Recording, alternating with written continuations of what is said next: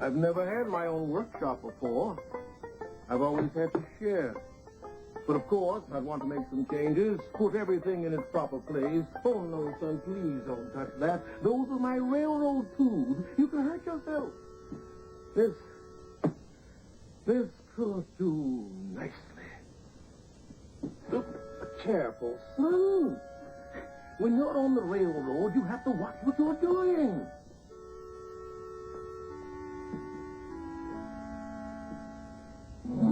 If you've come back to clean the windows, they hadn't had a chance to get dirty. Where did you go before? Railroad work takes me everywhere, Matt. You don't spend a lot of time in one place. It's a traveling business. I was just off traveling with Edward. Who's Edward? You don't know Edward? Of course you don't know Edward. You didn't know Thomas. How could you know Edward? I'll tell you a story about Edward.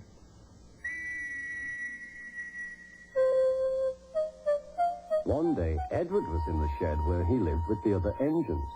They were all bigger than Edward and boasted about it. "The driver won't choose you again," said Gordon. "He wants strong engines like us."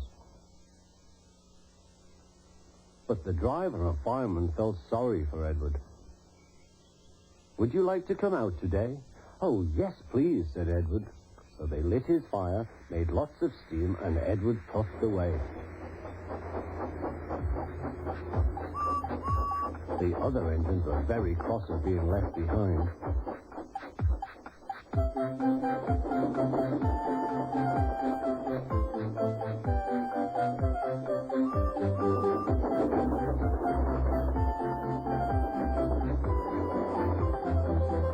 Edward worked hard all day. The coaches thought he was very kind, and the driver was very pleased.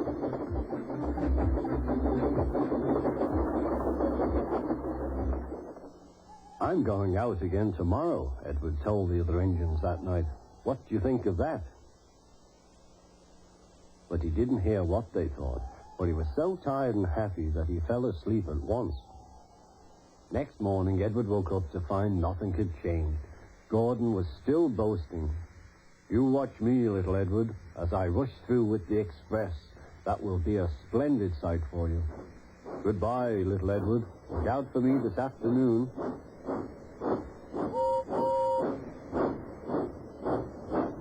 Edward went off to do some shunting. He liked shunting. It was fun playing with freight cars. He would come up quietly and give them a push. Then he would stop and the silly freight cars would go bump into each other. "What?" they cried. "Whatever is happening?"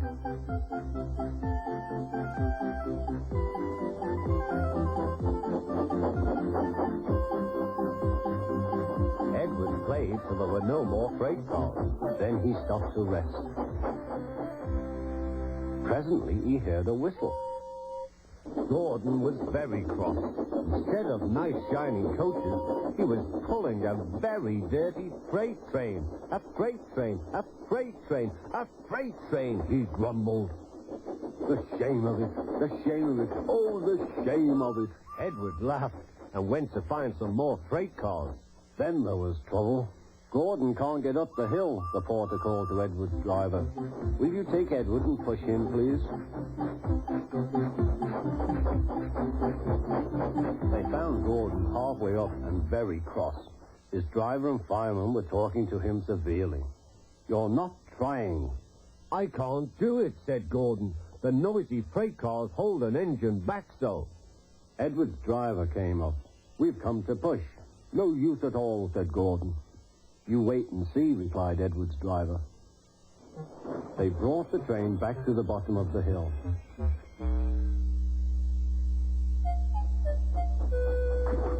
"I'm ready," said Edward. "No good," grumbled Gordon. They pulled and pushed as hard as they could.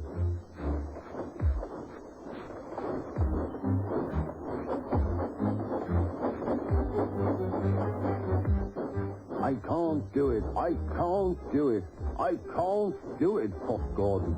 "I will do it, I will do it, I will do it," puffed Edward. Edward pushed and puffed and puffed and pushed as hard as ever he could. And almost before he realized it, Gordon found himself at the top of the hill. I've done it, I've done it, I've done it, he said proudly. He forgot all about kind Edward and didn't say thank you. Edward was left out of breath and far behind, but he was happy because he had been so helpful. At the next station, he found that the driver and fireman were very pleased with him. The fireman gave him a nice long drink, and the driver said, I'll get out my paint tomorrow and give you a beautiful coat of blue with red stripes. Then you'll be the smartest engine in the shed. And the very next day, he did get a new coat of paint. You're good at small jobs, and you know what a big help that can be. Did they paint him blue? He's talking to the wall, isn't he? Oh. Is he all right? Sure, he's fine. Matt, you know how to Matt, are you going to come to work at Shining Time Station? Well, Harry, I mean, Mr. Cupper hasn't made up his mind yet.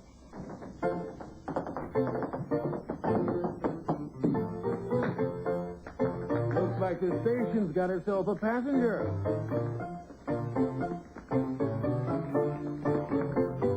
May I help you, sir? Yes, a one-way ticket to Leaping Log, Alabama, please. Strange sort of fellow, isn't he?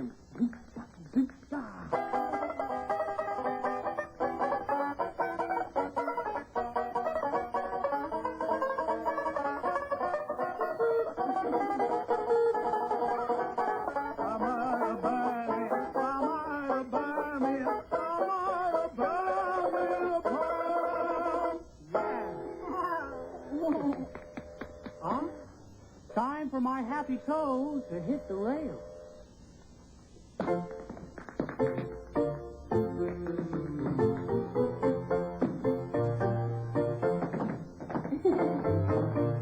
Well, I guess this isn't the kind of place you're used to. Nope, I'm used to things being a lot more serious. Oh. Does that mean you don't like it here? No, it means it's time for a change. Tanya, would you like to visit me at Shining Time Station? Yeah! Matt, Is this the cover? it's Harry. Would you please run and fetch me my toolbox? This station needs a little loving care. I want to get started as soon as possible. Ah, thank you, son. I think we're going to be friends. What made you decide to stay at Shining Time Station? It's hard to say exactly, but there's just something about this place.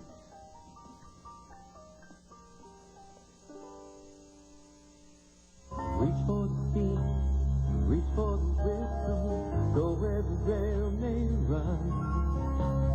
Reach for the world, reach for the story, follow the rainbow sun. To a shining time station, where dreams can come true, waiting there for you. So much to see, so far to travel, so much to learn to know.